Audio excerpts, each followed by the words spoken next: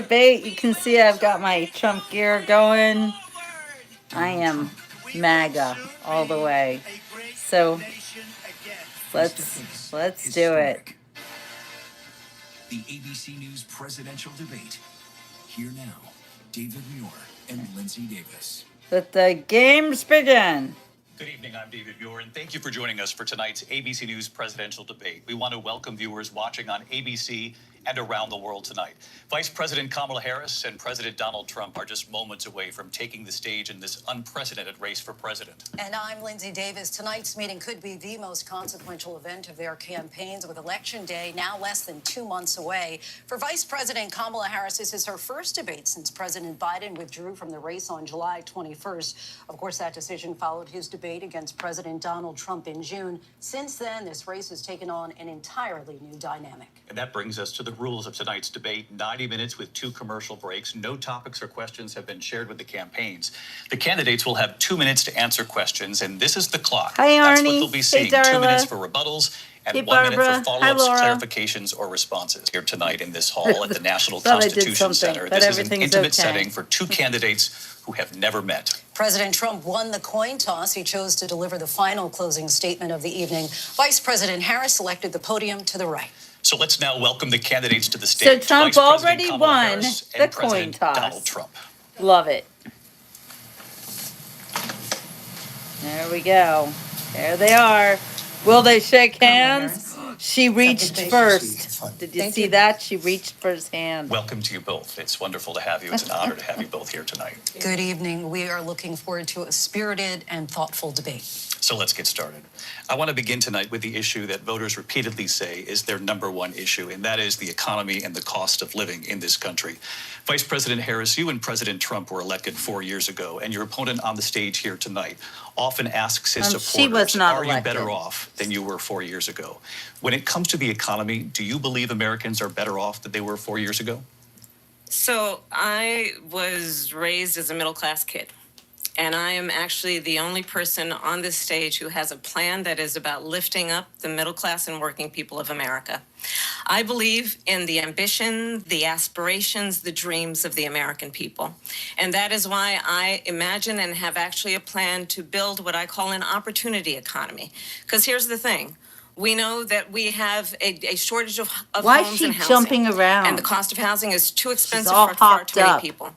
We know that young families need support to raise their children, and I intend on extending a tax cut for those families of $6,000, which is the largest child tax credit that we have given in a long time, so that those young families can afford to buy a crib, buy a car seat, She looks buy clothes for their terrified. children. My passion, one of them, is small businesses. My mother raised my sister and me, but there was a woman who helped raise us. We call her our second mother. She was a small business owner. I love our small businesses. She was a nanny. My plan is to give a $50,000 tax deduction to start up small businesses, knowing they are part of the backbone of America's economy. My opponent, on the other hand, his plan is to do what he has done before, which is to provide a tax cut for billionaires and big corporations, which will result in $5 trillion to America's deficit. My opponent has a plan that I call the Trump's sales tax, which would be a 20% tax on everyday goods that you rely on to get through the month.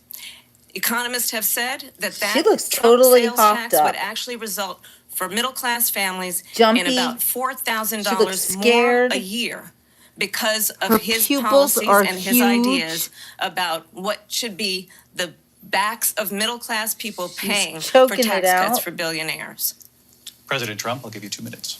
First of all, I have no sales tax. That's an incorrect statement. She knows that. We're doing tariffs on other countries. Other countries are going to finally, after 75 years, pay us back for all that we've done for the world. And the tariff will be substantial in some cases. I took in billions and billions of dollars, as you know, from China. In fact, they never took the tariff off because there was so much money they can't. It would totally destroy everything that they've set out to do. They're taking in billions of dollars from China and other places. They've left the tariffs on. When I had it, I had tariffs, and yet I had no inflation. Look, we've had a terrible economy because inflation which is really known as a country buster. It breaks up countries. We have inflation like very few people have ever seen before, probably the worst in our nation's history. We were at 21%, but that's being generous because many things are 50, 60, 70, and 80% higher than they were just a few years ago. This has been a disaster for people, for the middle class, but for every class. On top of that, we have millions of people pouring into our country from prisons and jails, from mental institutions and insane asylums, and they're coming in and they're taking jobs that are occupied right now by African Americans and Hispanics, and also unions. Unions are going to be affected very soon. And you see what's happening. You see what's happening with towns throughout the United States. You look at Springfield, Ohio. You look at Aurora in Colorado. They are taking over the towns. They're taking over buildings. They're going in violently. These are the people that Xi and Biden led into our country, and they're destroying our country. They're dangerous. They're at the highest level of criminality, and we have to get them out. We have to get them out fast. I created one of the greatest economies in the history of our country. I'll do it again and even better. We are going to get to immigration and border He's security gonna during cackle this debate, any but, minute now. I would like to let Vice President Harris respond on the economy here. Well, I would love to. Let's talk about what Donald Trump left us. Donald Trump left us the worst unemployment since the Great Depression. Donald Trump left us the worst public health epidemic in a century. Oh, like that was Donald his Trump fault. left us the worst attack on our democracy since the Civil War. And what we have done is clean up Donald Trump's mess. What we have done and what I intend to do is build on what we know are the aspirations and the hopes of the American people. But I'm going to tell you all in this debate tonight, you're going to hear from the same old tired playbook, a bunch of lies, grievances, and name calling. What you're going to hear tonight is a detailed and dangerous plan called Project 2025 that the former president intends on implementing if he were elected again. I believe very strongly that the American people want a president who understands the importance of bringing us together, knowing we have so much more in common than what separates us. And I pledge to you to be a president for all Americans. President Trump will give you a minute here to respond. Number one, I have nothing to do, as you know, and as she knows better than anyone, I have nothing to do with Project 2025. That's out there. I haven't read it. I don't want to read it purposely. I'm not going to read it. This was a group of people that got together. They came up with some ideas, I guess some good, some bad, but it makes no difference. I have nothing to do. Everybody knows I'm an open book. Everybody knows what I'm going to do. Cut taxes very substantially and create a great economy like I did before. We had the greatest economy. We got hit with a pandemic. And the pandemic was not since 1917, where 100 million people died, has there been anything like it. We did a phenomenal job with the pandemic. We handed them over a country where the economy and where the stock market was higher than it was before the pandemic came in. Nobody's ever seen anything like it. We made ventilators for the entire world. We got gowns, we got masks, we did things that nobody thought possible. And people give me credit for rebuilding the military. They give me credit for a lot of things, but not enough credit for the great job we did with the pandemic. But the only jobs they got were bounce back jobs. These were jobs bounced back, and it bounced back and it went to their benefit. But I was the one that created All right, them. thanks, They know guys. it, and so does that everybody better? else. Vice President Harris, I'll let you respond. Oh, it's So- how's that? Donald Trump has no plan for you. And when you look at his economic plan, it's all about tax breaks for the richest people. I am offering what I What the- describe as an opportunity economy, and the best economists in our country, if not the world, have reviewed our relative plans for the future of America. What Goldman Sachs has said is that Donald Trump's plan would make the economy worse, mine would strengthen the economy. What the Wharton School has said is Donald Trump's plan would actually explode the deficit. 16 Nobel laureates have described his economic plan as something that would increase inflation and by the middle of next year would invite a recession. You just have to look at where we are and where we stand on the issues. And I'd invite you to know that Donald Trump actually has no plan for you because he is more interested in defending himself than he is in looking out for you. It's just a soundbite. They gave her that to say. Look, I went to the Wharton School of Finance, and many of those professors, the top professors, think my plan is a brilliant plan. It's a great plan. It's a plan that's going to bring up our worth, our value as a country. It's going to make people want to be able to go and work and create jobs and create a lot of good, solid money for our country. And just to finish off, she doesn't have a plan. She copied Biden's plan, and it's like 4 sentences, like run, spot, run. 4 sentences that are just, we'll try and lower taxes. She doesn't have a plan. Take a look at her plan. She doesn't have a plan. Mr. President, I do want to drill down on something you both brought up. The Vice President brought up your tariffs. You responded, and let's drill down on this, because your plan is what she calls is essentially a national sales tax. Your proposal calls for tariffs, as you pointed out here, on foreign imports across the board. You recently said that you might double your plan, imposing tariffs up to 20% on goods coming into this country. As you know, many economists say that with tariffs at that level, costs are then passed on to the consumer. Vice President Harris has argued it'll mean higher prices on gas, food, clothing, medication, arguing it costs the typical family nearly $4,000 a year. Do you believe Americans can afford higher prices because of tariffs? They're not going to have higher prices. What's going to have and who's going to have higher prices is China and all of the countries that have been ripping us off for years. I was the only president ever. China was paying us hundreds of billions of dollars, and so were other countries.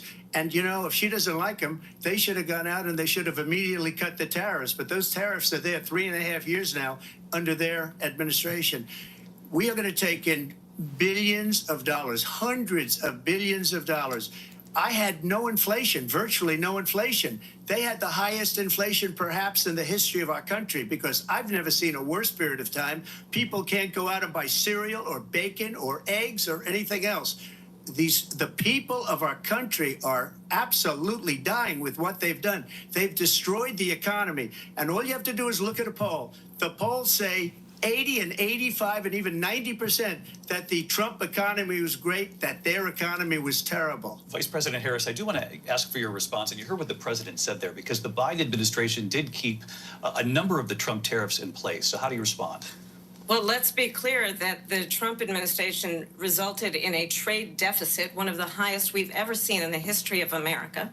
He invited trade wars. You want to talk about his deal with China? What he ended up doing is, under Donald Trump's presidency, he ended up selling American chips to China to help them improve and modernize their military, basically sold us out, when a policy about China should be in making sure the United States of America wins the competition for the 21st century, which means focusing on the details of what that requires, focusing on relationships with our allies. Do you understand a word she says? American-based technology so that we win the race on AI, on quantum computing, focusing on what we need to do to support America's workforce so that we don't end up having on the short end of the stick in terms of workers' rights. She's looking but pretty what Donald angry. Trump did, let's talk about this, with COVID, is he actually thanked President Xi for what he did during COVID. Look at his tweet.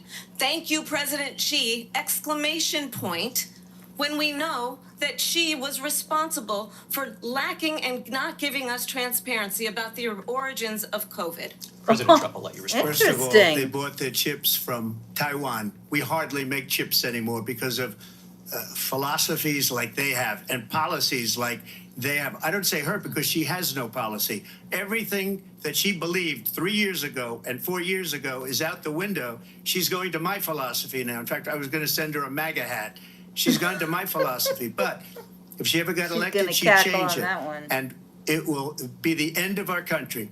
She's a Marxist. Everybody knows she's a Marxist. Her father's a Marxist professor in economics. How happy and she he looks. taught her well.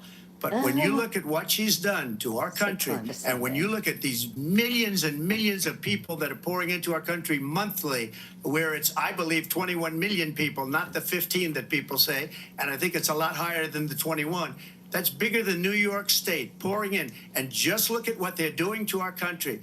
They're criminals. Many of these people coming in are criminals. And that's bad for our economy, too. You know, you mentioned before, we'll talk about immigration later. Well, bad immigration is the worst thing that can happen to our economy. They have, and she has, destroyed our country with policy that's insane. Almost policy that you'd say they have to hate our country. President Trump, thank you. Lindsay? I want to turn to the issue of abortion. President Trump, you Oh, often here we touted go. that you were able to kill Roe v. Wade. Last year, you said that you were proud to be the most pro-life Kill president being in the American operative history. word. Then last month, you said that your administration would be great for women and their reproductive rights. In your home state of Florida, you surprised many with regard to your 6-week abortion ban because you initially had said that it was too short. And you said, quote, I'm going to be voting that we need more than 6 weeks. But then the very next day, you reversed course and said you would vote to support the 6-week ban.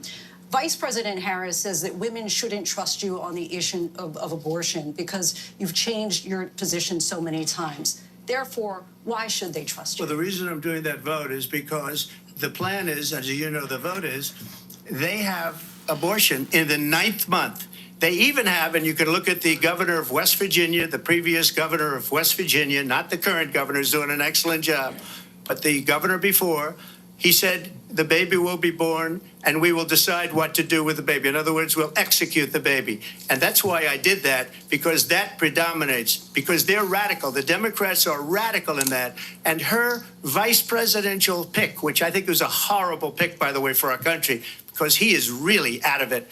But her vice presidential pick says abortion in the 9th month is absolutely fine. He also says execution after birth. It's execution, no longer abortion, because the baby is born, is okay. And that's not okay with me, hence the vote. But what I did is something for 52 years. They've been trying to get Roe v. Wade into the states. And through the genius and heart and strength of 6 Supreme Court justices, we were able to do that. Now, I believe in the exceptions for rape, incest, and life of the mother. I believe strongly in it. Ronald Reagan did also. 85% of Republicans do. Exceptions. Very important. But we were able to get it, and now states are voting on it. And for the first time, you're going to see, look, this is an issue that's torn our country apart for 52 years.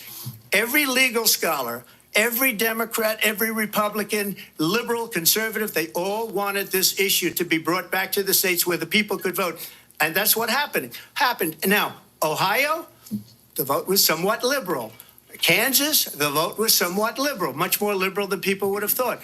But each individual state is voting. It's the vote of the people now. It's not tied up in the federal government. I did a great service in doing it. It took courage to do it. Yes, and the you Supreme Court had great courage in doing it. And I give tremendous credit to those 6 justices. There is no state in this country where it is legal to kill a baby after it's born. Madam Vice President, I want to get your response to President Trump. Well, as I said, you're going to hear a bunch of lies, and that's not actually a surprising fact. Let's understand how we got here. Donald Trump hand-selected 3 members of the United States Supreme Court with the intention that they would undo the protections of Roe v. Wade. And they did exactly as he intended. And now in over 20 states, there are Trump abortion bans, which make it criminal for a doctor or nurse to provide health care. In one state, it provides prison for life. Trump abortion bans that make no exception even for rape and incest, which understand what that means. A survivor of a crime of violation to their body does not have the right to make a decision about what happens to their body next. That is immoral. And one does not have to abandon their faith or deeply held beliefs to agree. The government and Donald Trump certainly should not be telling a woman what to do with her body. I have talked with women around our country. You want to talk about this is what people wanted? Pregnant women who want to carry a pregnancy to term, suffering from a miscarriage, being denied care in an emergency room because the healthcare providers are afraid they might go to jail, and she's bleeding out in a car in the parking lot. She didn't want that. Her husband didn't want that. A 12 or 13-year-old survivor of incest being forced to carry a pregnancy to term. They don't want that. And I pledge to you, when Congress passes a bill to put back in place the protections of Roe v. Wade, as President of the United States, I will proudly sign it into law. But understand, If Donald Trump were to be reelected, he will sign a national abortion ban. Understand, in his Project 2025, there would be a national abortion, a monitor that would be monitoring your pregnancies, your miscarriages. I think the American people believe that certain freedoms, in particular the freedom to make decisions about one's own body, should not be made by the government. Thank you, Vice President Harris. Well, there she goes again. It's a lie. I'm not signing a ban, and there's no reason to sign a ban because we've gotten what everybody wanted. Democrats, Republicans, and everybody else, and every legal scholar wanted it to be brought back into the states. And the states are voting. And it may take a little time, but for 52 years, this issue has torn our country apart.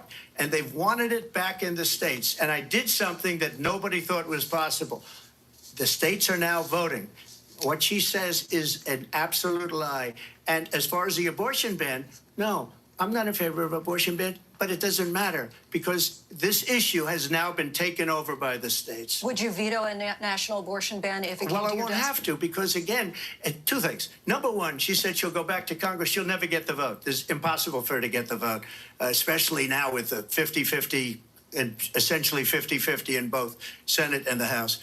She's not going to get the vote. She can't get the vote. She won't even come close to it. So it's just talk. You know what it reminds me of? When they said they're going to get student loans terminated, and it ended up being a total catastrophe. The student loans, and then her, I think probably her boss, if you call him a boss, he spends all his time on the beach. But look, her boss went out and said, we'll do it again. We'll do it a different way. And he went out, got rejected again by the Supreme Court. So all these students got taunted with this whole thing about this whole idea.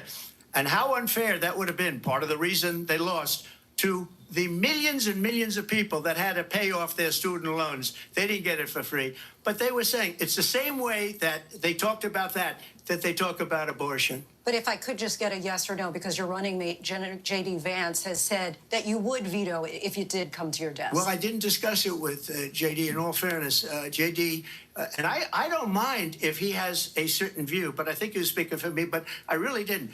Look, we don't have to discuss it because she'd never be able to get it, just like she couldn't get student loans. They couldn't get student loans. They didn't even come close to getting student loans. They taunted young people and a lot of other people that had loans. They can never get this approved. So it doesn't matter what she says about going to Congress. Well, wonderful. Let's go to Congress, do it.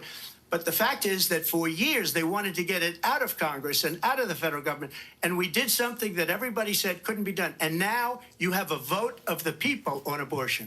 Vice President Harris, I want to give you your time to respond, but I do want to ask, would you support any restrictions on a woman's right to an abortion? I absolutely support reinstating the protections of Roe v. Wade.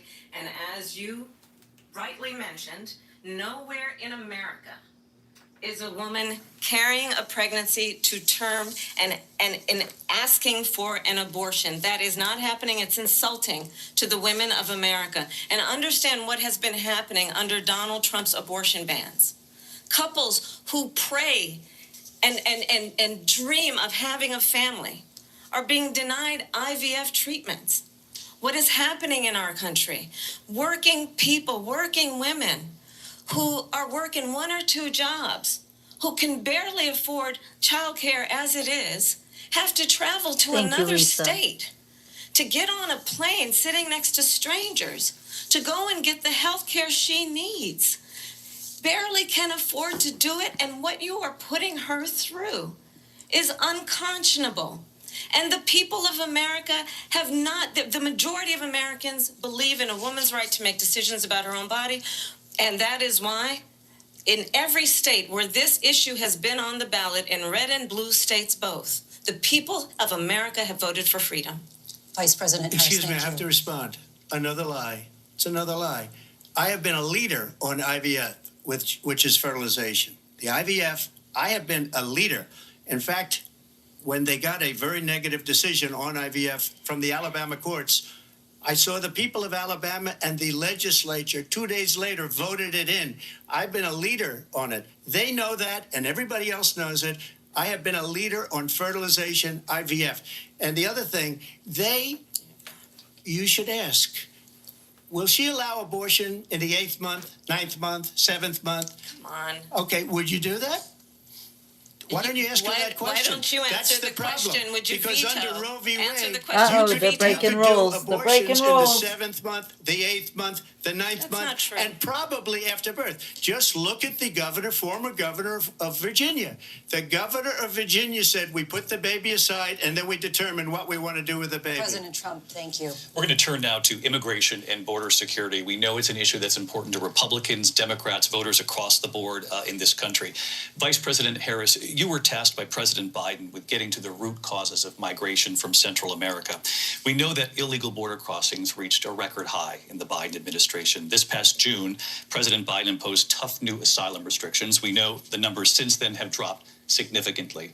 But my question to you tonight is, why did the administration wait until 6 months before the election to act? And would you have done anything differently from President Biden on this? So I'm the only person on this stage who has prosecuted transnational criminal organizations for the trafficking of guns, drugs, and human beings. And let me say that the United States Congress, including some of the most conservative members of the United States Senate, came up with a border security bill which I supported. And that bill would have put 1,500 more border agents on the border to help those folks who are working there right now overtime trying to do their job. It would have allowed us to stem the flow of fentanyl coming into the United States. I know there are so many families watching tonight who have been personally affected by the surge of fentanyl in our country. That bill would have put more resources to allow us to prosecute transnational criminal organizations for trafficking in guns, drugs, and human beings. But you know what happened to that bill? Donald Trump got on the phone, called up some folks in Congress and said, kill the bill. And you know why? Because he'd prefer to run on a problem instead of fixing a problem. He wasn't even in And government understand, then. this comes at a time where the people of our country actually need a leader who engages in solutions, who actually addresses the problems at hand. But what we have in the former president is someone who would prefer to run on a problem instead of fixing a problem. And I'll tell you something, he's going to talk about immigration a lot tonight, even when it's not the subject that is being raised. And I'm going to actually do something really unusual, and I'm going to invite you to attend one of Donald Trump's rallies, because it's a really interesting thing to watch. You will see during the course of his rallies, he talks about fictional characters like Hannibal Lecter. He will talk about windmills cause cancer. And what you will also notice is that people start leaving his rallies early out of exhaustion and boredom. BS. And I will tell you, the one thing you will not hear him talk about is you. You will not hear him talk about your needs, your dreams, and your desires. And I'll tell you, I believe you deserve a president who actually puts you first, and I pledge to you that I will. Vice President Harris, thank you. President Trump, on that point, I want to get your response. Well, I would like to respond. Let me just ask, though, why did you try to kill that bill, and successfully so? That would have put thousands of additional agents and officers on the board. First, let me respond as to the Please. rallies. She said people start leaving. People don't go to her rallies. There's no reason to go. And the people that do go, she's bussing them in and paying them to be there, and then showing them in a different light. So she can't talk about that. People don't leave my rallies. We have the biggest rallies, the most incredible rallies in the history of politics. That's because people want to take their country back. Our country is being lost. We're a failing nation. And it happened 3.5 years ago. And what's going on here, you're going to end up in World War III, just to go into another subject. What they have done to our country by allowing these millions and millions of people to come into our country, and look at what's happening to the towns all over the United States. And a lot of towns don't want to talk. It's not going to be Aurora or Springfield. A lot of towns don't want to talk about it because they're so embarrassed by it. In Springfield, they're eating the dogs, the people that came in. They're eating the cats. They're Look at her, eating, laughing like they're it's ridiculous. eating the pets of the people It's that true. live there. And this is what's happening in our country, and it's a shame. As far as rallies are concerned, as far as the reason they go is they like what I say. They want to bring our country back. They want to make America great again. It's a very That's right. simple phrase, make America great again. She's destroying this country, and if she becomes president, this country doesn't have a chance of success. Not only success, we'll end up being Venezuela on steroids. I just want to clarify here. You bring up Springfield, Ohio, and ABC News did reach out to the city manager there. He told us there have been no credible reports of specific claims of pets being harmed, injured, or abused by individuals within the immigrant community. Well, All I've this, seen people on television. let me just say here, this is the Liars. People on this is a television say my dog was taken and used for food. So maybe he said that, and maybe that's a good thing to say for a city manager. I'm not taking this from But the television. people I'm on taking it from television the city saying their manager. dog was eaten by the people that went there. That's right. Again, the Springfield city manager says there's no evidence of that. Vice President find Harris, out. I'll let you respond to Sure. the rest of what you've heard. Liars. You talk about extreme. You know, this is, I think, one of the reasons why in this election, I actually have the endorsement of 200 Republicans who have formerly worked with President Bush, Mitt Romney, Like and the John Cheneys. McCain, including the endorsement of former Vice President Dick Cheney Oh, wow. and Congress member Liz Cheney. Rhinos, all of And them. if you want to really know the inside track on who the former president is, if he didn't make it clear already, just ask people who have worked with him. His former chief of staff, a four-star general, has said he has contempt for the Constitution of the United States. Sure. His former national security advisor has said he is dangerous and unfit. His former Secretary of Defense has said the nation, the Republic, would never survive another Trump term. And when we listen to this kind of rhetoric, when the issues that affect the American people are not being addressed, I think the choice is clear in this election. President Trump, I'll give you a quick minute to respond Yeah. here. Thank you, because when I hear that, see, I'm a different kind of a person. I fired most of those people. Not so graciously. They did bad things or a bad job. I fired them. They never fired one person. They didn't fire anybody having to do with Afghanistan and the Taliban and the 13 people who's were just killed, viciously and violently killed. And I got to know the parents and the family. They didn't fire. They should have fired all those generals, all those top people, because that was one of the most incompetently handled situations anybody has ever seen. So when somebody does a bad job, I fire him. And you take a guy like Esper. He was no good. I fired him. So he writes a book. Another one writes a book. Because with me, they can write books. With nobody else can they. But they have done such a poor job, and they never fire anybody. Look at the economy. Look at the inflation. They didn't fire any of their economists. They have the same people. That's a good way not to have books written about you. But just to finish, I got more votes than any Republican in history by far. In fact, I got more votes than any president, sitting president in history by far. Facts. Let me continue on immigration. It was what you wanted to talk about earlier, so let's get back to your deportation proposal that the vice president has reacted to as well. President Trump, you call this the largest domestic deportation operation in the history of our country. You say you would use the National Guard. You say if things get out of control, you'd have no problem using the U.S. With local military. police, yes. You also said you would use local police. How would you deport 11 million undocumented immigrants? I know you believe that number is much higher. Take us through this. What does this look like? Will authorities be going door to door in this country? Yeah. It is much higher because of them. They allowed criminals, many millions of criminals. They allowed terrorists. They allowed common street criminals. They allowed people to come in, drug Agreed, dealers, Carol. to come into our country. And they're now in the United States and told by their countries like Venezuela, don't ever come back or we're going to kill you. Do you know that crime in Venezuela and crime in countries all over the world is way down? You know why? Because they've taken their criminals off the street and they've given them to her to put into our country.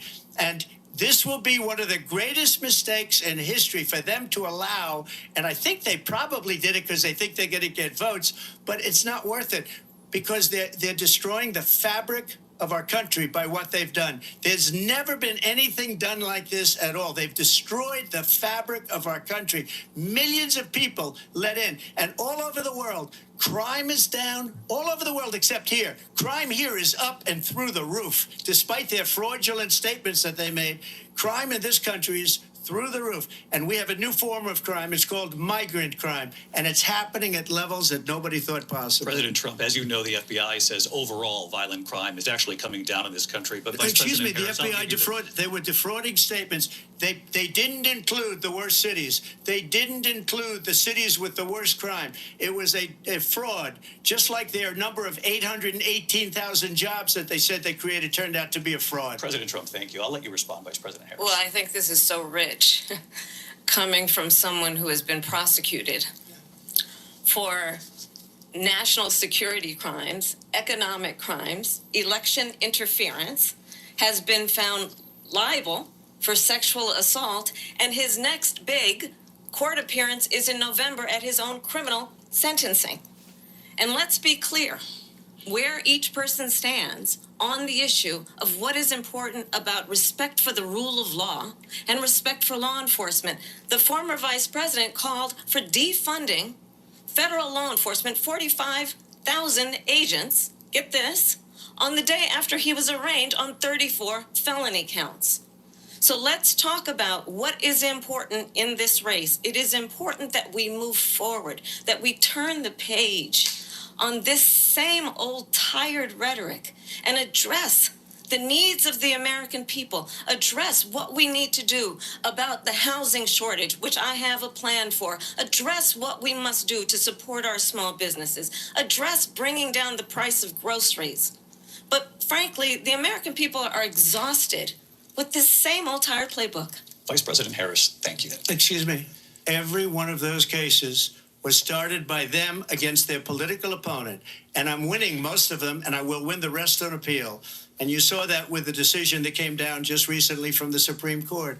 I'm winning most of them. But those are cases, it's called weaponization. Never happened in this country. They weaponized the Justice Department. Every one of those cases was involved with the DOJ, from Atlanta and Fani Willis to the Attorney General of New York and the DA in New York. Every one of those cases. And then they say, oh, he's a criminal. They're the ones that made them go after me. By the way, Joe Biden was found essentially guilty on the documents case. And what happened in my documents case? They said, oh, that's the toughest of them all. A complete and total victory. 2 months ago, it was thrown out. It's weaponization, and they used it, and it's never happened in this country. They used it to try and win an election. They're fake cases. President Trump, thank you. A really quick response here, Vice President Harris, on this notion of weaponization of the Justice Department. Well, let's talk about extreme and understand the context in which this election in 2024 is taking place. The United States Supreme Court recently ruled that the former president would essentially be immune from any misconduct if he were to enter the White House again. Understand, this is someone who has openly said he would terminate, I'm quoting, terminate the Constitution of the United States, that he would weaponize the Department of Justice against his political enemies. Someone who has openly expressed disdain for members of our military. Understand what it would mean if Donald Trump were back in the White House with no guardrails, because certainly we know now the court won't stop him. We know J.D. Vance is not going to stop him. It's up to the American people Vice President to stop Harris, him. thank you. Lindsay? Vice President Harris, in your last run for president. This is the one that weaponized, not me. She weaponized. I probably took a bullet to the head because of the things that they say about me. They talk about democracy. I'm a threat to democracy. They're the threat to democracy with a fake Russia investigation that went nowhere. We have a lot to get to. Lindsay? Vice President Harris, in your last run for president, you said you wanted to ban fracking. Now you don't. You wanted mandatory government buyback programs for assault weapons. Now your campaign says you don't. You supported decriminalizing border crossings. Now you're taking a harder line. I know you say that your values have not changed. So then why have so many of your policy positions changed? So my values have not changed, and I'm going to discuss at least every point that you've made. But in particular, let's talk about fracking, because we're here in Pennsylvania. I made that very clear in 2020. I will not ban fracking. I have not banned fracking as Vice President of the United States. And in fact, I was the tie-breaking vote on the Inflation Reduction Act, which opened new leases for fracking. My position is that we have got to invest in diverse sources of energy so we reduce our reliance on foreign oil. We have had the largest increase in Trump domestic made oil us production energy in history independent. because of Never an approach forget that that. recognizes Energy that we cannot independent over-rely with on Trump. foreign oil. As it relates to my values, let me We tell were you, not I grew reliant up on a foreign middle-class oil kid under Trump. raised by a hardworking Never mother forget. who worked and saved She's a liar. and was able to buy our first home when I was a teenager. The values I bring to the importance of home ownership, knowing not everybody got handed $400 million on a silver platter and then Like filed the bankruptcy illegal 6 immigrants times, are being is a handed. value that I bring to my work. To say we Millions. are going to work with the private sector and home builders to increase 3 million homes, increase by 3 million homes by the end of my first term. My work that is related to having a friend when I was in high school Seems who was a little sexually bit assaulted by her frazzled right stepfather. now. And my focus then on protecting women and children from violent crime is based on a value that is deeply grounded in the importance of standing up for those who are most vulnerable. My work that is about protecting Social Security and Medicare is based on long-standing work that I have done, protecting seniors from scams. My values have not changed. And what is important is that there is a president who actually brings values Scamala. and a perspective that is about lifting people up and not beating people down and name calling. The true measure of the leader is the leader who actually understands the strength is not in beating people down, it's in lifting people up. I intend to be that president. President Trump, your Well, first of response? all, I wasn't given $400 million. I wish I was. My father was a Brooklyn builder, Brooklyn, Queens, and a great father, and I learned a lot from him. But I was given a fraction of that, a tiny fraction, and I built it into many, many billions of dollars, many, many billions. And when Self-made people man. see it, they are even surprised. So we don't have to talk about that. Fracking, she's been against it for 12 years. Defund the police, she's been against that forever. She gave all that stuff up very wrongly, very horribly, and everybody's laughing at it, okay? They're all laughing at it. She gave up at least 12 and probably 14 or 15 different policies. Like, she was big on defund the police. In Minnesota, she went out, wait a minute, I'm talking now, if you don't mind, please. Does that sound familiar? She went out in Minnesota and wanted to let criminals that killed people, that burned down Minneapolis, she went out and raised money to get them out of jail. She Right. did things that nobody would ever think of. Now she wants to do transgender operations on illegal aliens that are in prison. This is a radical left liberal that would do this. She wants to confiscate your guns, and she will never allow fracking in Pennsylvania. If she won the election, fracking in Pennsylvania will end on day one. Just to finish one thing, so important in my opinion. So I got the oil business going like nobody has ever done before. That's right. When they took over, they got rid of it, started getting rid of it, and the prices were going up the roof. They immediately let these guys go to where they were. I would have been 5 times, 4 times, 5 times higher, because you're talking about 3.5 years ago. They got it up to where I was because they had no choice, because the prices of energy were quadrupling and doubling. You saw what happened to gasoline. So they said, let's go back to Trump. But if she won the election, the day after that election, they'll go back to destroying our country, and oil will be dead, fossil fuel will be dead. We'll go back to windmills, and we'll go back to solar, where they need a whole desert to get some energy to come out. You ever see a solar plant? By the way, I'm a big fan of solar, but they take 400, President 500 acres of desert President soil. Trump, we have a These lot are of not good issues things that we for the have to get environment, to. as We're she out of time. understands. Thank you. Lindsay, thank you. We have an election in just 56 days. And I want to talk about the peaceful transfer of power, which, of course, we all know is a cornerstone of our democracy, and the role of a president in a moment of crisis. Mr. President, on January 6th, you told your supporters to march to the Capitol. You said you would be right there with them. The country and the world saw what played out at the Capitol that day, the officers coming under attack. Aides in the West Wing say you watched it unfold on television off the Oval Office. You did send out tweets, but it was more than 2 hours before you sent out that video message telling your supporters to go home.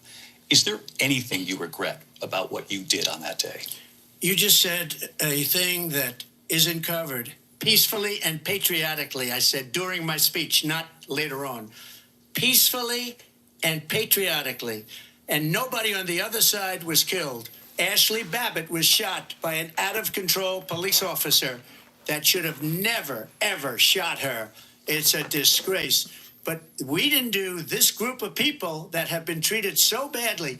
I ask, what about all the people that are pouring into our country and killing people that she allowed to pour in? She was the border czar. Remember that. She was the border czar. She doesn't want to be called the border czar because she's embarrassed by the border. In fact, she said at the beginning, oh, I'm surprised you're not talking about the border yet. That's because she knows what a bad job they've done. What about those people? When are they going to be prosecuted? When are these people from countries all over the world, not just South America? Give it to him, They're Trump. coming in from all over the world, David, all over the world.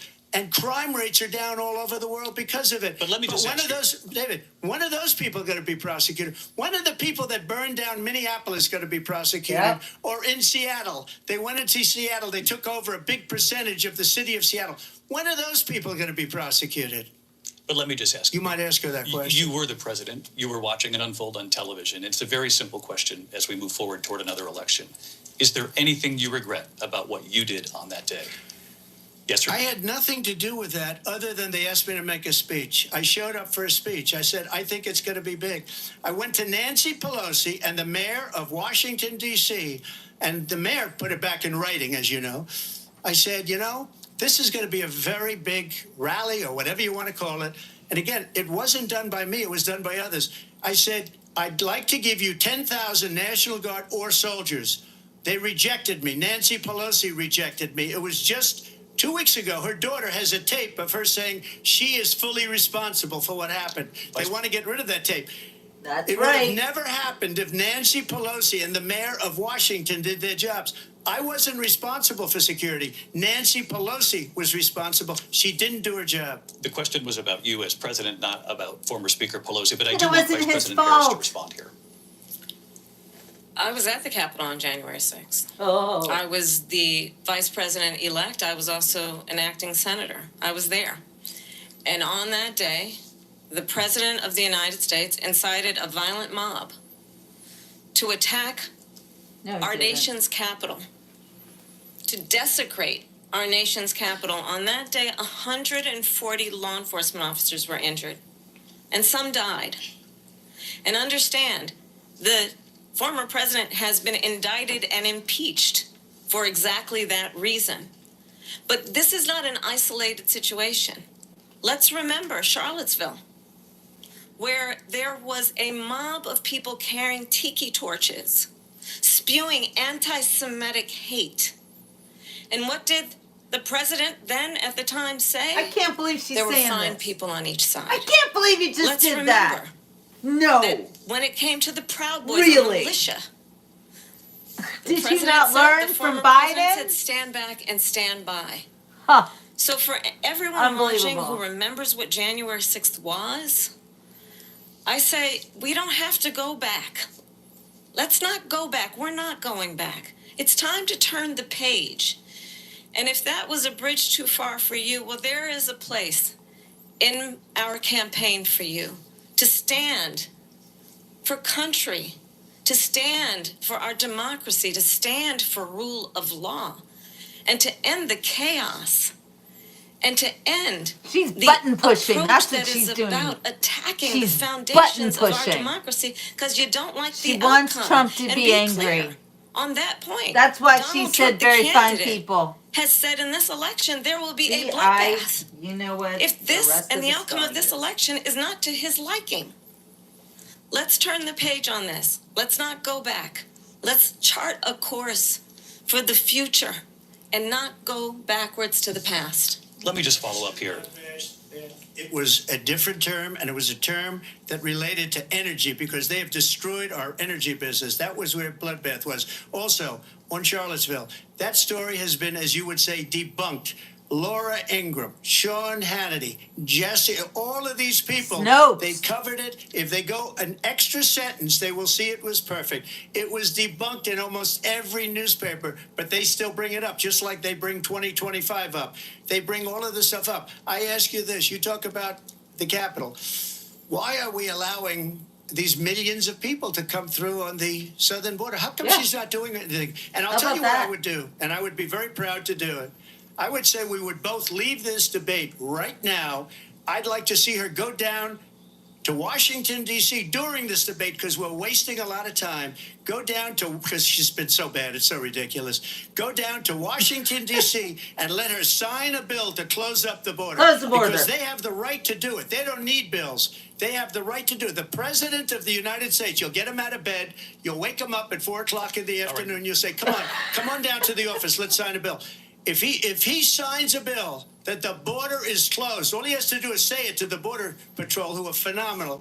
If they do that, the border is closed. Mr. Those President, people are killing many people, unlike J6. We talked immigration here tonight. I do want to focus on this next issue to both of you because it really brings us this into focus, truth in these times that we're living in. Mr. President, for 3.5 years after you lost the 2020 election, you repeatedly falsely claimed that you won, many times saying you won in a landslide. In the past couple of weeks leading up to this debate, you have said, quote, you lost by a whisker, that you, quote, didn't quite make it, that you came up a little bit short. I said that? Are you now acknowledging that you lost in 2020? No, I don't acknowledge that at all. But I you said did that say sarcastically. You know that. It was said, oh, we lost by a whisker. That was said sarcastically. Look, there's so much proof. All you have to do is look at it. And they should have sent it back to the legislatures for approval. I got almost 75 million votes, the most votes any sitting president has ever gotten. I was told if I got 63, which was what I got in 2016, you can't be beaten. The election, people should never be thinking about an election as fraudulent. We need two things. We need walls, we need, and we have to have it. We have to have borders, and we have to have good elections. Our elections are bad. And a lot of these illegal immigrants coming in, they're trying to get them to vote. They can't even speak English. They don't even know what country they're in practically. And these people are trying to get them to vote. And that's why they're allowing them to come into our country. I did watch all of these pieces of video. I didn't detect the sarcasm, lost by a whisker. We didn't quite make it. And we should just point out here as clarification, and you know this, you and your allies, 60 cases in front of many judges, many of them Republican. No judge looked at it. And said they said we didn't have standing. That's the other thing. They said we didn't have standing, a technicality. Can you imagine a system where a person in an election doesn't have standing? The President of the United States doesn't have standing. That's how we lost. If you look at the facts, and I'd love to have you'll do a special on it. I'll show you Georgia, and I'll show you Wisconsin, and I'll show you Pennsylvania, and I'll show you. We have so many facts and statistics, but you know what? That doesn't matter because we have to solve the problem that we have right now. That's old news. And the problem that we have right now is we have a nation in decline, and they have put it into decline. We have a nation that is dying, David. Mr. President, thank you. Vice President Harris, you heard the president there tonight. He said he didn't say that he lost by a whisker. So he still believes he did not lose the election that was won by President Biden and yourself. But I do want to ask you about something that's come up in the last couple of days. This was a post from President Trump about this upcoming election just weeks away. He said, when I win, those people who cheated, and then he lists donors, voters, election officials, he says will be prosecuted to the fullest extent of the law, which will include long-term prison sentences. One of your campaign's top lawyers responded saying, we won't let Donald Trump intimidate us. We won't let him suppress the vote. Is that what you believe he's trying to do here? Donald Trump was fired by 81 million people. So let's be clear about that. And clearly he is having a very difficult time processing that. But we cannot afford to have a president of the United States 81 million votes my attempts, ass. as he did in the past, to upend the will of the voters in a free and fair election. And I'm going to tell you that I have traveled the world as Vice President of the United States, and world leaders are laughing at Donald Trump. I have talked with military leaders, some of whom worked with you, and they say you're a disgrace. And when you then talk in this way in a presidential debate and deny what over and over again are court cases you have lost because you did in fact lose that election, it leads one to believe that perhaps we do not have in the candidate to my right the temperament or the ability to not be confused about fact. That's deeply troubling, and the American people deserve better. I'll give you 1 minute to respond, Mr. President. Let me just say about world leaders. Viktor Orban, one of the most respected men, they call him a strong man. He's a tough person, smart. Prime Minister of Hungary. They said, why is the whole world blowing up? 3 years ago it wasn't. Why is it blowing up? He said, because you need Trump back as president. They were afraid of him. China was afraid, and I don't like to use the word afraid, but I'm just quoting him. China was afraid of him. North Korea was afraid of him. Look at what's going on with North Korea, by the way. He said Russia was afraid of him. I ended the Nord Stream 2 pipeline, and Biden put it back on day one, but he ended the XL pipeline. The XL pipeline in our country, he ended that. But he let the Russians build a pipeline going all over Europe and heading into Germany, the biggest pipeline in the world. Look, Viktor Orban said it. He said the most respected, most feared person is Donald Trump. We had no problems when Trump was president, but when this weak, pathetic man that you saw at a debate just a few months ago, that if he weren't in that debate, he'd be running instead of her. She got no votes. He got 14 million votes. What you did, you talk about a threat to democracy. He got 14 million votes, and they threw him out of office. And you know what? I'll give you a little secret. He hates her. He can't stand her. But he got 14 million votes. They threw him out. She got 0 votes. And when she ran, she was the first one to leave because she failed. And now she's running. I don't understand it, but Mr. I'm President, okay with it Mr. because President, your time is I think up. we're Thank going to you. do very well. We've got a lot more to get to. Turning now Yes. to the Israel-Hamas war and the hostages who are still being held, Americans among them. Well, Vice it never President Harris, in happened under December, Trump. You said, quote, Israel has a right to defend itself, but you added, quote, it matters how, saying international humanitarian law must be respected. Israel must do more to protect innocent civilians. You said that 9 months ago. Now an estimated 40,000 Palestinians are dead. Nearly 100 hostages remain. Just last You week, own Prime it. Minister Benjamin Netanyahu said there's not a deal in the making. President Biden has not been able to break through the stalemate. How would you do it? Well, let's understand how we got here. On October 7, Hamas, a terrorist organization, slaughtered 1,200 Israelis. Many of them young people who were simply attending a concert. Women were horribly raped. And so absolutely, I said then, I say now, Israel has a right to defend itself. We would. And how it does so matters. Because it is also true, far too many innocent Palestinians have been killed. She's digging her own Children, grave here. mothers. What we know is that this war must end. It must end immediately, and the way it will end is we need a ceasefire deal and we need the hostages out. And so we will continue to work around the clock on that. Work around the clock, also understanding that around we the must clock. chart a course for a two-state solution. And in that solution, Two-state there must solution, be indeed. security for the Israeli people and Israel, and in equal measure for the Palestinians. But the one thing I will assure you always, I will always give Israel the ability to defend itself, in particular as it relates to Iran and any threat that Iran and its proxies pose to Israel. But we must have a two-state solution where we can rebuild Gaza, where the Palestinians have security, self-determination, and the dignity they so rightly deserve.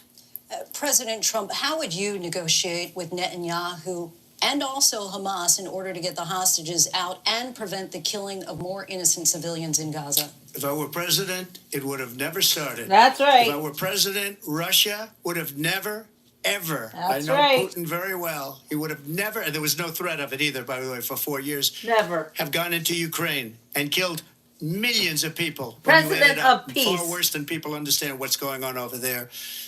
But when she mentions about Israel, all of a sudden, she hates Israel. She wouldn't even meet with Netanyahu when he went to Congress to make a very important speech. She refused to be there because she was at a sorority party of hers. She wanted to go to the sorority party. She hates Israel. If she's president, I believe that Israel will not exist within 2 years from now. And I've been pretty good at predictions, and I hope I'm wrong about that one.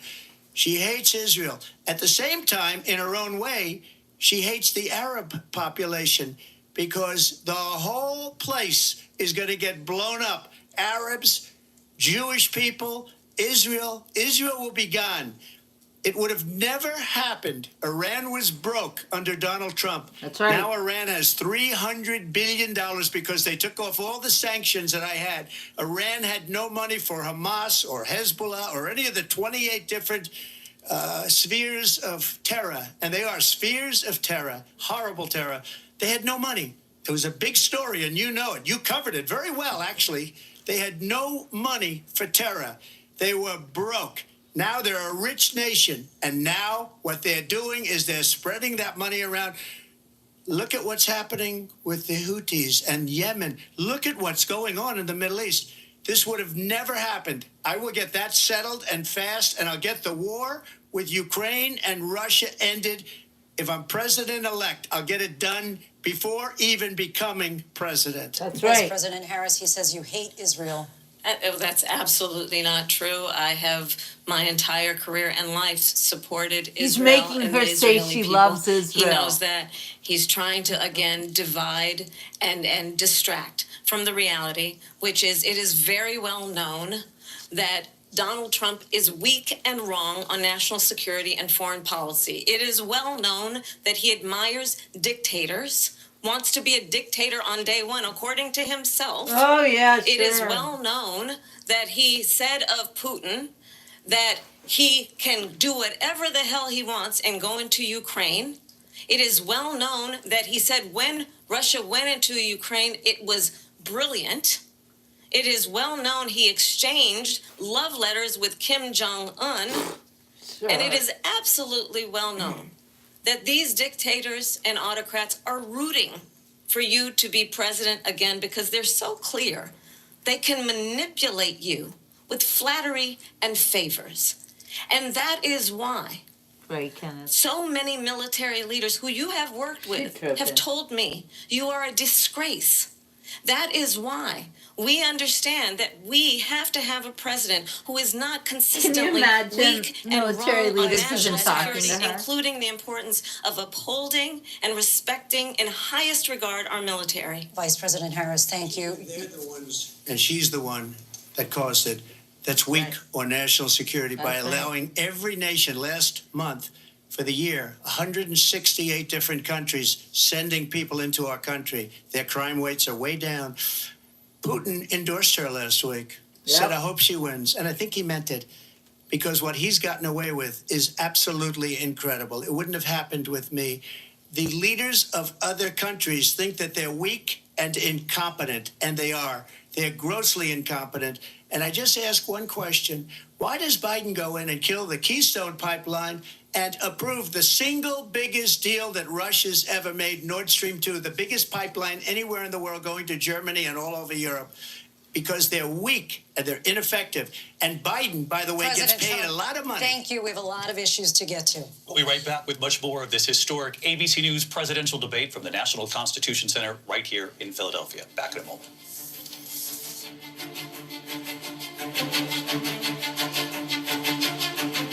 The ABC News presidential debate will continue after this. What, a commercial? Are you kidding me? What?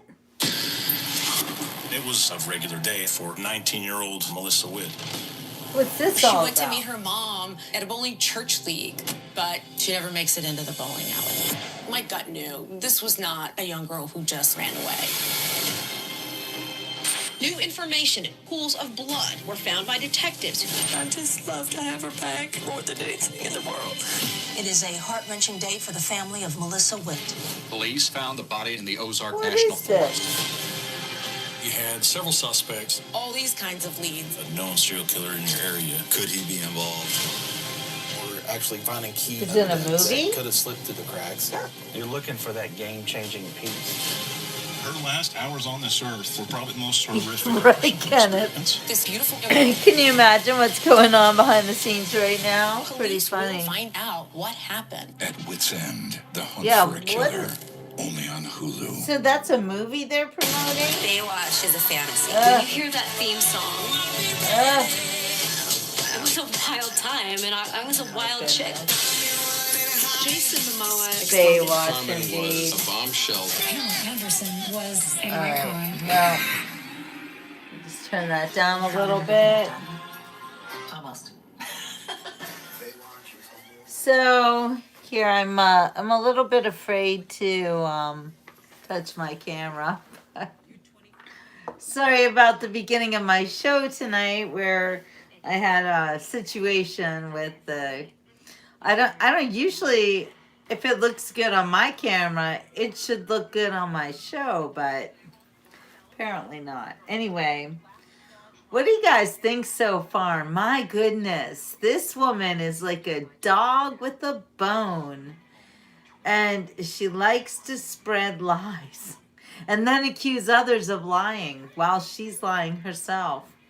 I was not surprised, but, well, I guess I was surprised actually to hear her use that very fine people lie, just like Biden did at his debate, and he was stopped by the moderators. This time, sorry, I got a frog in my throat. This time, Trump did it himself.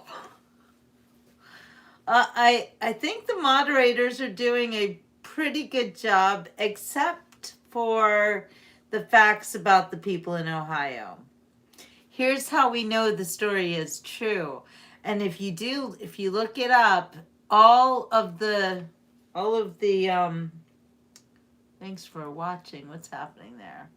If you look it up, all of the news sources that are claiming that it is not true are, wait, I'm sorry. It's like I've lost the channel. Here, I have to do some technical work.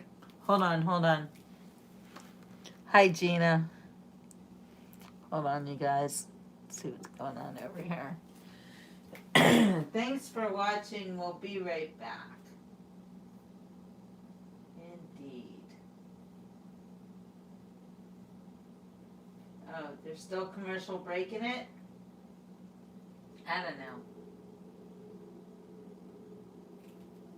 Okay. Okay, well, I think we're coming back. Great, now I've misplaced my, there it is. All right, let's see what they're saying now. Can you guys see everything?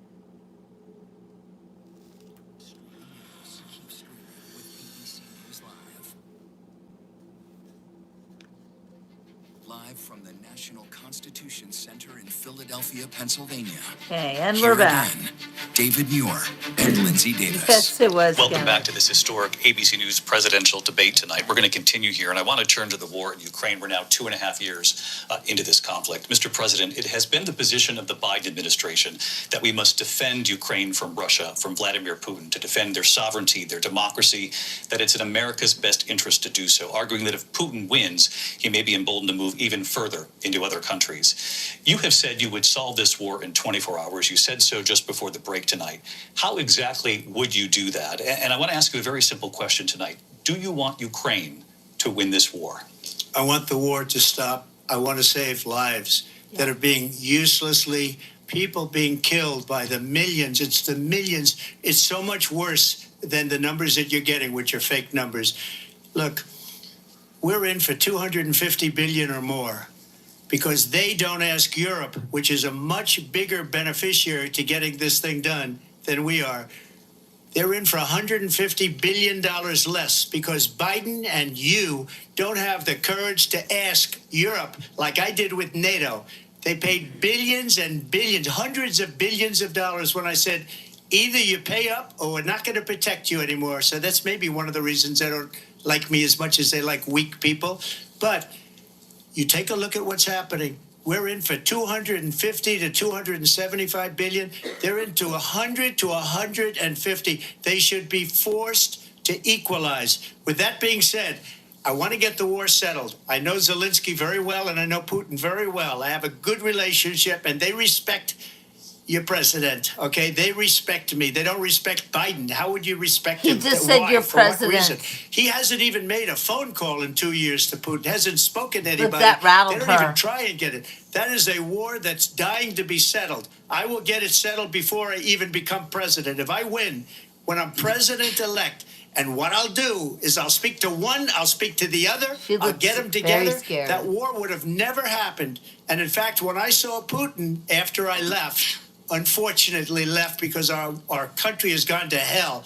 But after I left, when I saw him building up soldiers, he did it after I left. I said, oh, he must be negotiating. It must be a good, strong point of negotiation. Well, it wasn't, because Biden had no idea how to talk to him. He had no idea how to stop it. And now you have millions of people dead, and it's only getting worse, and it could lead to World War III. Don't kid yourself, David. We're playing with World War III, and we have a president that we don't even know if he's... Where is our president? Yeah. We don't even know if Where he's a is he? president. And just to clarify They here, threw him out of a campaign like a Good dog. one. We don't even know. Is he our president? But we have a president, Mr. President, that doesn't He know looks he's very alive. upset. your time is up. Doesn't know he's Just to clarify the alive. question, I love it. do you believe it's in the U.S. best interest Why did for you Ukraine defend to the win this war? corpse? Yes or no? I think it's the U.S. best interest to get this war finished and just get it done. Stop it. Negotiate a deal. Stop the because war. we have to stop all of these human lives from being destroyed. I want to take this to Vice President Harris. I want to get your thoughts on support for Ukraine in this moment, but also as Commander-in-Chief, if elected, how would you deal with Vladimir Putin, and would it be any different from what we're seeing from President Biden? Well, first of all, it's important to remind Great the former question. president you're not running against Joe Biden, you're running against me. I believe the reason that Donald Trump says that this war would be over within 24 hours is because he would just give it up. And that's not who we are as Americans. Let's understand what happened here.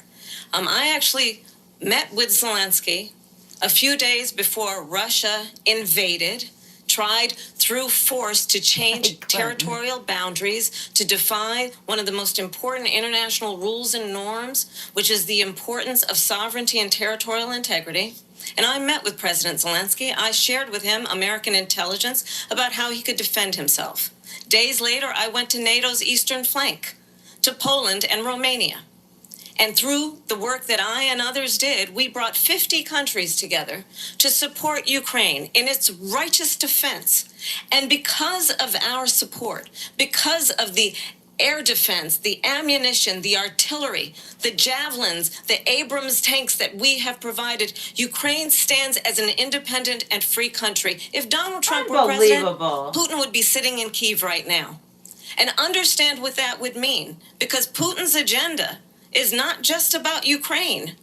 Understand why the European allies and our NATO allies are so thankful that you are no longer president, and that we understand the importance of the greatest military alliance the world has ever He's known, talking which is in NATO, circles again. and what we have done to preserve the ability of Zelensky and the Ukrainians to fight Look at for her, their independence. choosing each new word as Otherwise, if it's new. Putin would be sitting in Kyiv with his eyes on the rest of Europe, starting with Poland. And why don't you tell the 800,000 Polish Americans right here in Pennsylvania how quickly you would give up for the sake of favor and what you think is a friendship with what is known to be a dictator who would eat you for lunch.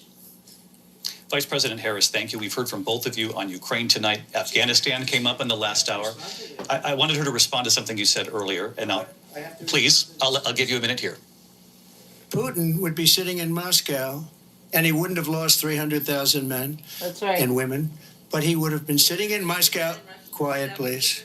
He would have been sitting in Moscow, Quiet, please. much happier than he is right now. But eventually, you know, he's got a thing that other people don't have. He's got nuclear weapons. They don't ever talk about that. He's got nuclear weapons. Nobody ever thinks about that.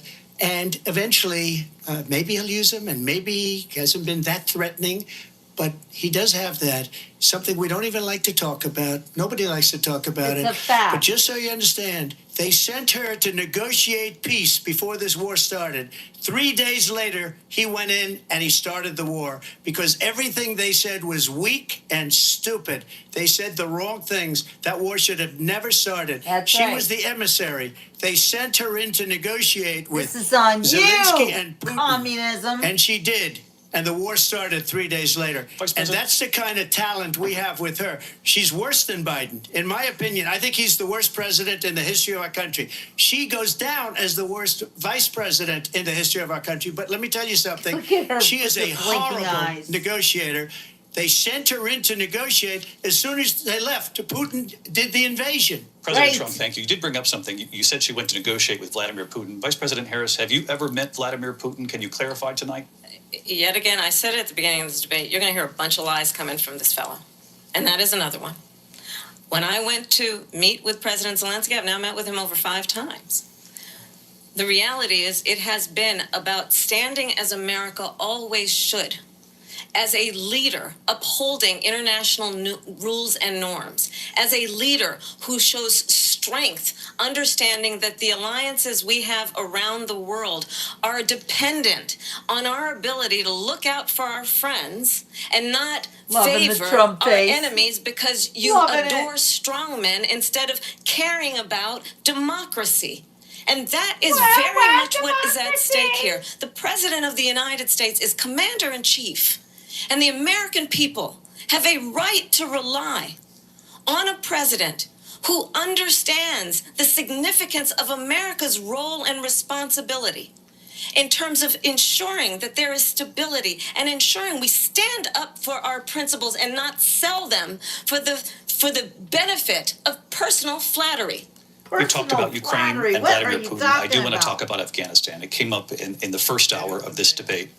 I want to move on to Afghanistan. Stoltenberg said Trump did the most amazing thing I've ever seen. He got these countries, the 28 countries at the time, to pay up. He said, I've never seen. He's the head of NATO. He said, I've never seen. For years, we were paying almost all of NATO. We were being ripped off by European nations, both on trade and on NATO.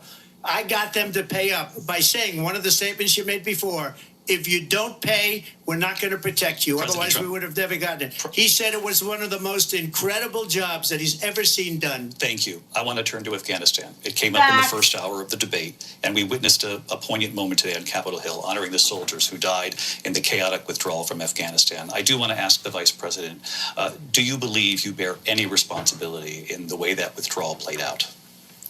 Well, I will tell you, I agreed with President Biden's decision to pull out of Afghanistan. 4 presidents said they would, and Joe Biden did.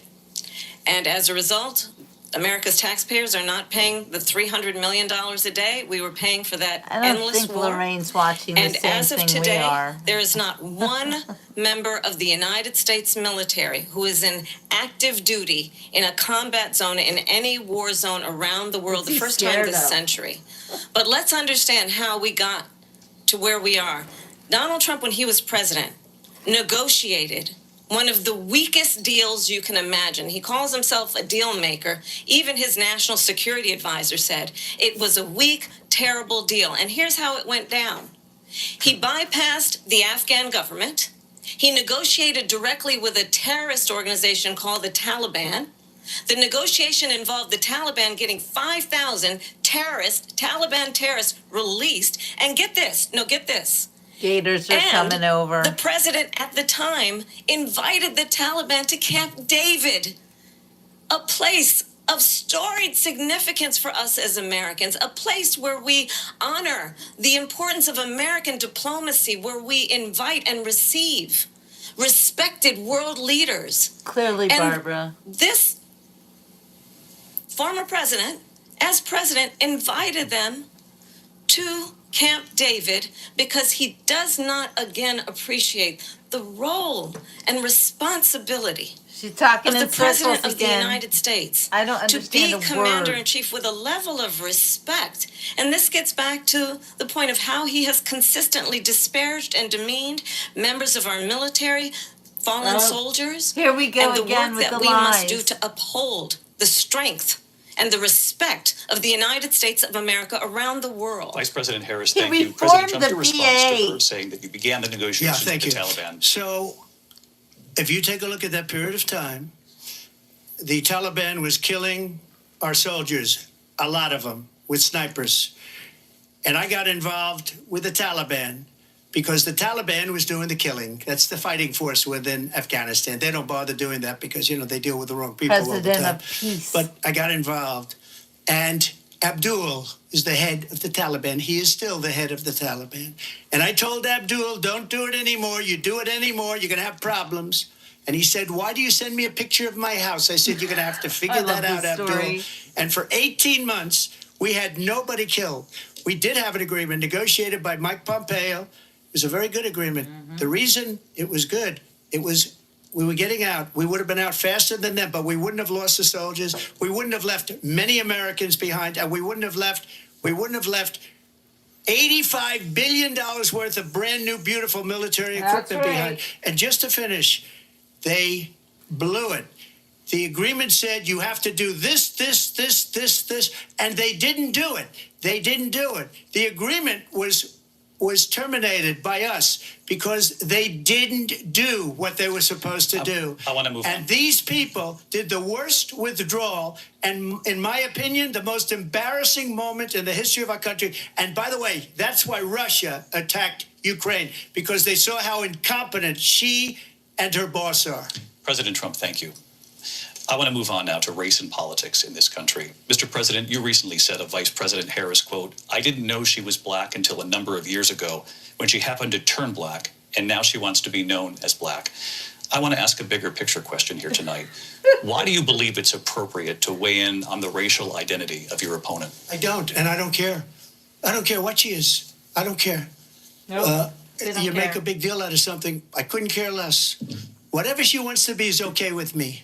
But those were your words, so I'm asking. I don't know. I mean, all I can say is I read where she was not black, that she put out, and I'll say that. And then I read that she was black, and that's okay. Either one was okay with me. That's up to her.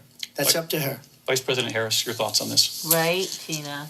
I think it's, I mean, honestly, I think it's Are you black or are you that we Indian? have someone Answer who the question. wants to be president who has What are consistently, you? over the course of his career, attempted to use race to divide the American people. Oh, that would be you. You know, I do believe that the vast majority of us know DEI that we have so much hire. more in common than what separates us, and we don't want this kind of approach that is just constantly trying to divide us, and especially by race. And let's remember That would be you. how Donald Trump started. He was land, he owned buildings, and he was investigated because he refused to rent property to black families. Lies. Let's remember, this is the same individual who took out a full-page ad in the New York Times calling for the execution of 5 young black and Latino boys who were innocent, the It's Central okay, Park Lorraine. 5. I want you to stick around and learn. Took out a full-page ad calling for their execution. This is the same individual who spread birther lies about the first black president of the United States. That was true. Obama And I is think the really American people not an American. want better than that. Want better than this. Want someone who understands, as I do, I travel our country. We see you in think each you other travel the a country? friend. We see in each other a neighbor. We don't want a leader who is constantly trying to have Americans point their fingers at each other. I meet with people all the time who tell me, can we please just have discourse about how we're going to invest in the aspirations and the ambitions and the dreams of the American people? Knowing that regardless of people's color or the language their grandmother speaks, we all have the same dreams and aspirations and want a president who invests in those, not in hate and division. Vice President Harris, thank you. Lindsay? President Trump, this is now your 3rd time. This is the most divisive presidency in the history of our country. There's never been anything like it. They're destroying our country, and they come up with things like what she just said. Going back many, many years, when a lot of people, including Mayor Bloomberg, agreed with me on the Central Park 5, they admitted, they said, they pled guilty. And I said, well, if they pled guilty, they badly hurt a person, killed a person ultimately. And if they pled guilty, then they pled, we're not guilty. But this is a person that has to stretch back years, 40, 50 years ago, because there's nothing now. I built one of the greatest economies in the history of the world, and I'm going to build it again. It's going to be bigger, better, and stronger. But they're destroying our economy. They have no idea what a good economy is. Their oil policies, every single policy. And remember this, she is Biden. You know, she's trying to get away from Biden. I don't know the gentleman, she says. She is Biden. The worst inflation we've ever had, a horrible economy because inflation has made it so bad, and she can't get away with that. Thank you. Your time's up, Lindsay. I want to respond to that, though. I want to just respond briefly. Clearly, I am not Joe Biden, and I am certainly not Donald Trump. And what I do offer is a new generation of leadership for our country.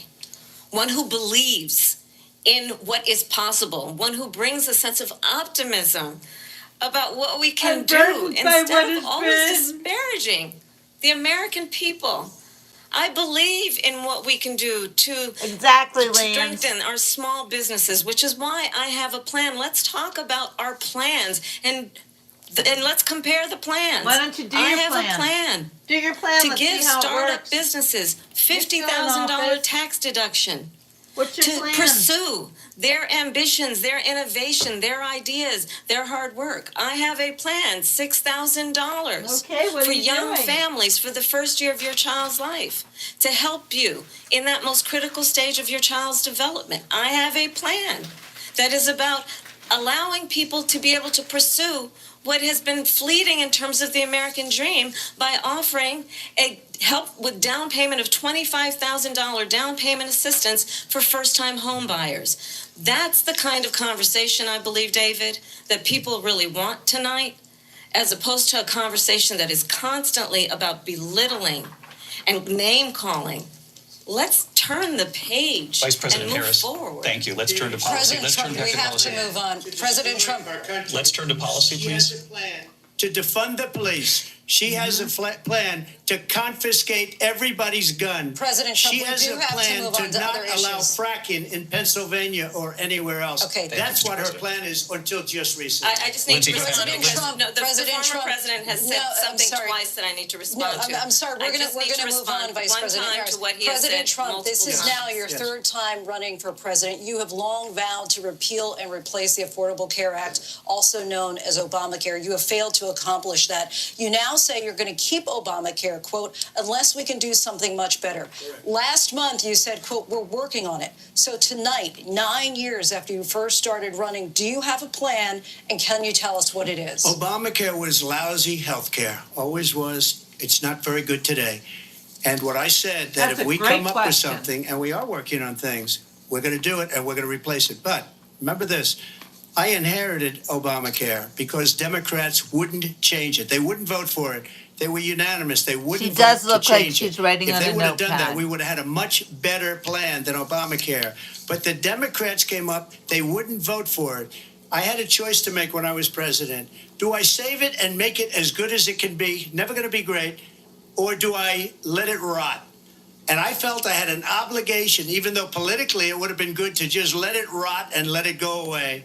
I decided, and I told my people, the top people, and they're very good people. I have a lot of good people in that administration. We read about the bad ones. We had some real bad ones, too, and so do they. They have really bad ones. The difference is they don't get rid of them. But let me just explain. I had a choice to make. Do I save it and make it as good as it can be, or do I let it rot? And I saved it. I did the right thing. But it's still never going to be great, and it's too expensive for people. And what we will do is we're looking at different plans. If we can come up with a plan that's going to cost our people, our population, less money and be better health care than Obamacare, then I would absolutely do it. But until then, I'd run it as good as it can be run. So just a yes or no, you still do not have a plan? I have concepts of a plan. I'm not president right now. But if we come up with something, I would only change it if we come up with something that's better and less expensive. And there are concepts and options we have to do that. And you'll be hearing about it in the not too distant future. Vice President Harris, in 2017, you supported Bernie Sanders' proposal to do away with private insurance and create a government-run healthcare system. 2 years later, you proposed a plan that included a private insurance option. What is your plan today? Well, first of all, I absolutely support, and over the last 4 years as vice president, private healthcare options. But what we need to do is maintain and grow the Affordable Care Act. But I'll get to that, Lindsay. I just need to respond to a previous point that the former president has made. I've made very clear my position on fracking. And then this business about taking everyone's guns away. Tim Walz and I are both gun owners. We're not taking anybody's guns away. So stop with the continuous lying about this stuff.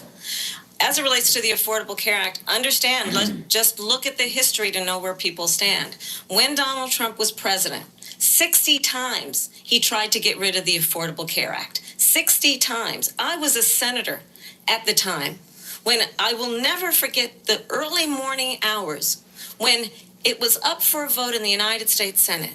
And the late, great John McCain, who you have disparaged as being, you don't like him, you said at the time, because he got caught. He was an American hero. The late, great John McCain, I will never forget that night, walked onto the Senate floor and said, no, you don't. No, you don't. No, you don't get rid of the Affordable Care Act. You have no plan. And what the Affordable Care Act has done is eliminate the ability of insurance companies to deny people with pre-existing conditions. I don't have to tell the people watching tonight, you remember what that was like?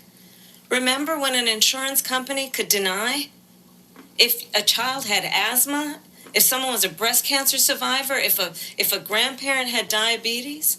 And thankfully, as I've been vice president and we over the last 4 years have strengthened the Affordable Care Act, we have allowed for the first time Medicare to negotiate drug prices on behalf of you, the American people. Donald Trump said he was going to allow Medicare to negotiate drug prices. He never did. We did. And now we have capped the cost of insulin at $35 a month. Since I've been vice president, we have capped the cost of prescription medication for seniors at $2,000 a year. And when I am president, Oh my God, we that will was do that Trump for who all did people, that. understanding that the value I bring to this is that access to health care should be a right and not just a privilege of those who can afford it. And the plan has to be to strengthen the Affordable Care Act, not get rid of it. Vice Past his President prologue Harris, thank in terms you. of where Donald Trump stands on that. I want to move to an issue that's important for a She lot made a of... mistake. Number one, John McCain fought Obamacare for 10 years. But it wasn't only him. It were all of the Democrats that kept it going. And you know what? We can do much better than Obamacare, much less money. But she won't improve private insurance for people, private medical insurance. That's another thing she doesn't want to give. President People Trump. are paying privately for insurance that have worked hard and made money, and they want to have private. She wants everybody to be on Trump's government running insurance roughshod where you over wait these moderators. 6 I months for love an it. operation that you need immediately. President Trump, thank you. We have another issue that we'd like to get to that's important for a number of Americans, in particular younger voters, and that's climate change. President Trump, with regard to the environment, you say that we have to have clean air and clean water. Vice President Harris, you call climate change an existential threat. The question to you both tonight is, what would you do to fight climate change? And Vice President Harris, we'll start with you. 1 minute for you each. Well, the former president had said that climate change is a hoax. And what we know is that it is very real. You ask anyone who lives in a state who has experienced these extreme weather occurrences, who now is either being denied home insurance or it's being jacked up. You ask anybody who has been the victim of what that means in terms of losing their home, having nowhere to go. We know that we can actually deal with this issue. The young people of America care deeply about this issue. And I am proud that as vice president over the last 4 years, we have invested $1 trillion in a clean energy economy, while we have also increased domestic gas production to historic levels. We have created over 800,000 new manufacturing jobs while I have been vice president. We have invested in clean energy to the point that we are opening up factories around the world. Donald Trump said he was going to create manufacturing jobs. He lost manufacturing jobs. And I'm also proud to have the endorsement of the United Auto Workers and Sean Fain, who also know that part of building a clean energy economy includes investing in American-made products, American automobiles. It includes growing what we can do around American manufacturing and opening up auto plants, not closing them like happened under Donald Trump. Vice President Harris, thank you. It didn't happen under Donald Trump. Let me just tell you, they lost 10,000 manufacturing jobs this last month. It's going, they're all leaving. They're building big auto plants in Mexico, in many cases owned by China. They're building these massive plants, and they think they're going to sell their cars into the United States because of these people. What they have given to China is unbelievable. But we're not going to let that. We'll put tariffs on those cars so they can't come into our country, because they will kill the United Auto Workers and any auto worker, whether it's in Detroit or South Carolina or any other place. What they've done to business and manufacturing in this country is horrible. We have nothing because they refuse. You know, Biden doesn't go after people because supposedly China paid him millions of dollars. He's afraid to do it. Between him and his son, they get all this money from Ukraine. They get all this money from all of these different countries. And then you wonder, why is he so loyal to this one, that one, Ukraine, China? Why is he? Why did he get $3.5 million from the mayor of Moscow's wife? Why did she pay him $3.5 million?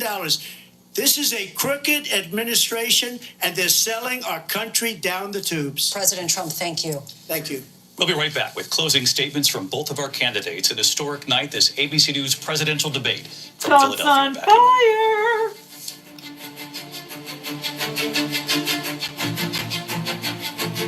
The mayor of ABC Moscow's News wife. presidential debate will continue Do after we have this. another ad? Really?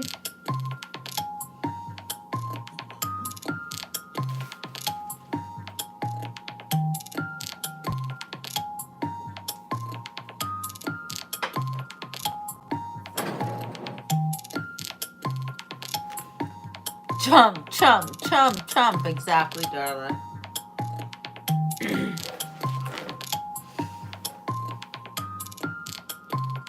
So, I don't know why they're having these weird breaks. I guess they've got TV sponsors. I don't know. I don't watch television. I haven't watched it for years. But I know this is ABC television. It's very interesting to see how these moderators seem to be a little bit intimidated by President Trump, don't they? And I am not concerned at all about the fairness of the moderators. They seem, well, you know, their fact-checking's erroneous, saying that, sorry, this is really loud too. Let me turn this down. It's not very good music. It's probably a kind of a vibration meant to dumb us down. Just saying. But hi, Quentin. He is doing an awesome job, Quentin. You're totally right. And he's bringing receipts. And I love him asking about the mayor of Moscow's wife, giving the Bidens, what was it, a diamond? So, you know, I'm still waiting for Trump to point out that Camilla lied about the mental state of the supposed president. He did make some references to wake him up at 4 a.m. I'm sorry, at 4 p.m. when he's taking a nap. That was pretty funny. But it's true. And, you know, those of you who are watching thinking, like, what did this one woman say? Thinking we're hoodwinked. Sorry.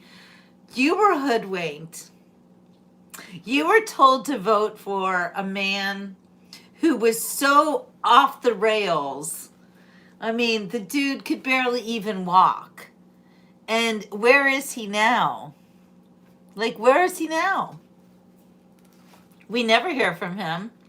If we see pictures of him, he's on a beach. And guess what? If you fall on the beach, you're not going to get hurt. So the beach is probably the safest place for the President of the United States to be right now. Is he really the President of the United States?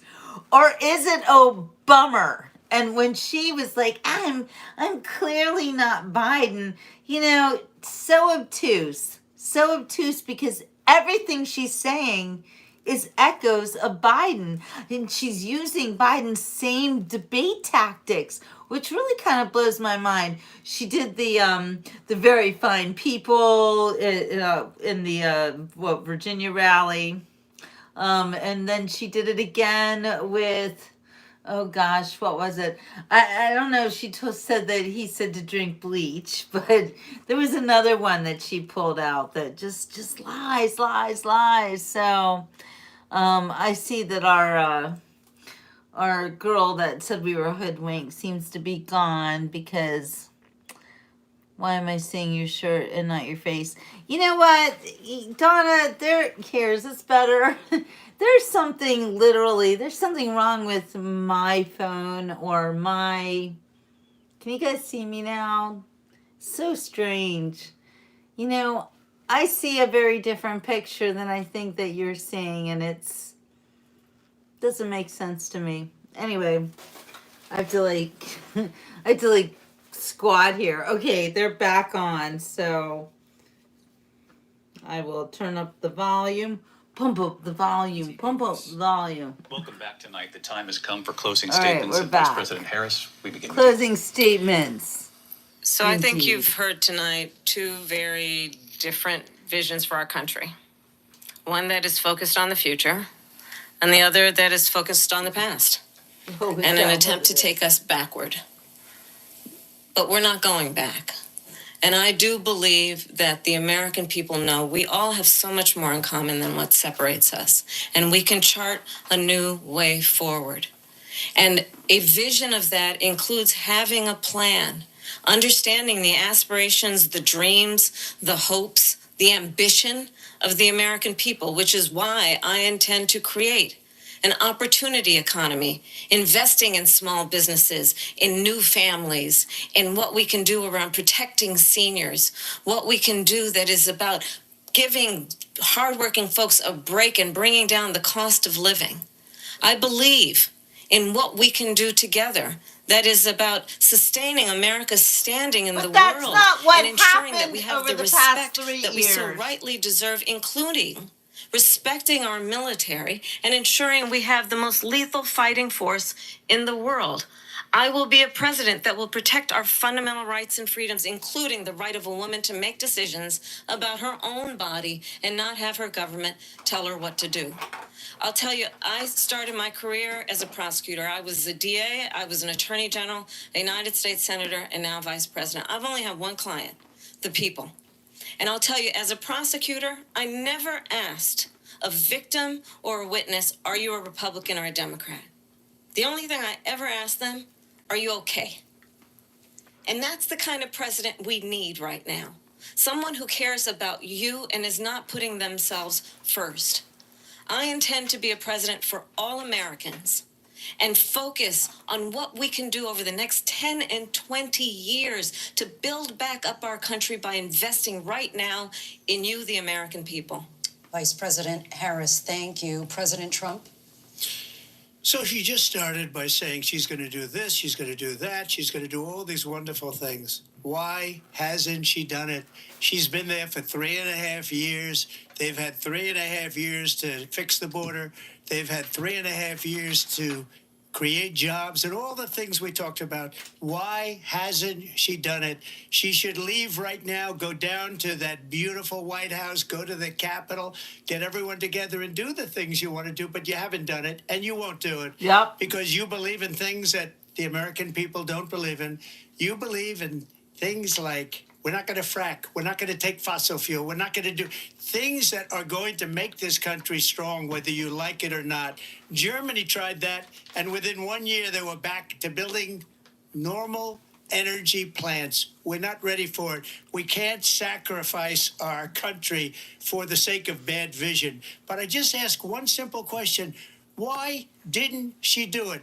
We're a failing nation. We're a nation that's in serious decline. We're being laughed at all over the world. All over the world, they're laughing. I know the leaders very well. They're coming to see me. They call me. We're laughed at all over the world. They don't understand what happened to us as a nation. We're not a leader. We don't have any idea what's going on. We have wars going on in the Middle East. We have wars going on with Russia and Ukraine. We're going to end up in a third world war, and it'll be a war like no other because of nuclear weapons, the power of weaponry. I rebuilt our entire military. She gave a lot of it away to the Taliban. She gave it to Afghanistan. What these people have done to our country, and maybe toughest of all, is allowing millions of people to come into our country. Many of them are criminals, and they're destroying our country. The worst president, the worst vice president in the history of our country. President Trump, thank you. And that is our ABC News presidential debate from here in Philadelphia at the National Constitution Center. I'm Lindsay Davis. And I'm David Muir. Thank you for watching here in the U.S. and all over the world, and from all of us here at ABC News. Good night. Boy. All right. And we are here live on ABC with our post-debate comments. I'm Martha Raddatz. It was a lively... All right. Post-debate comments, indeed. Well, sorry about that. Sorry, guys. Everybody's crazy over here on the beach report. I don't know. Can you see me? Can you see me now? There's something like wrong with my phone, and the whole photo thing is not working out for me tonight. Anyway, we were able to hear it, even if we couldn't always see it. Now you see me. Exactly, Barbara. She's gonna need to have a stiff one. Just saying. All right, you guys. Oh, good. Gina can see me. Love you, Gina. Okay, so I hope you guys enjoyed spending time with me during the debate. I love that we were all together. I think it's really, really cool that we can do this. And, whoops. And one thing that, and now you can see everything. I don't know what's happening. But I did start to lose my power, you know, where it goes and says 20% and 10%. I don't know. Technical difficulties. Anyway, we were together. We got to hear the debate. And hearing it, although watching it was funny too, because the Trump faces are always funny. And those Kamala, so condescending and, you know, rolling her eyes and her nastiness. Anyway, yes, it's always real with me, Kenneth. Oh, no, I'm very close. There's some zoomed in situation. I don't know what's going on here, but anyway. Yes, thank you, Arnie. You're right. I'm not a do nothing. I'm a try to do everything kind of girl. So anyway, doing the best that I can. So I don't know what's wrong with my camera, but I'm going to end this show now and put myself to bed. All right, you guys, Muffin's already sleeping. So thank you for spending this time with me.